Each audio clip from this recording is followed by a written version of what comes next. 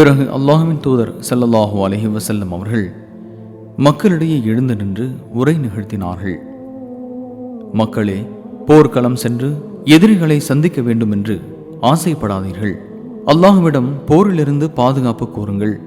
அதையும் மீறி எதிரிகளை போர்க்களத்தில் சந்திக்க நேரிட்டால் நிலை குலைந்து விடாமல் துன்பங்களை சகித்துக் கொண்டு பொறுமையாயிருங்கள். வாட்களின் நிழலில்தான் சொர்க்கம் இருக்கிறது என்பதை அறிந்து கொள்ளுங்கள் என்று கூறிவிட்டு பிறகு, இறைவா, வேதத்தை அருள்பவனே, மேகத்தை நகர்த்தி செல்பவனே, கூட்டுப்படைகளை தோற்கடிப்பவனே, இப்பகைவர்களை தோற்கடித்து இவர்களுக்கு எதிராக எங்களுக்கு உதவுவாயாக என்று பிரார்த்தித்தார்கள். சஹீஹுல் புகாரி 2966.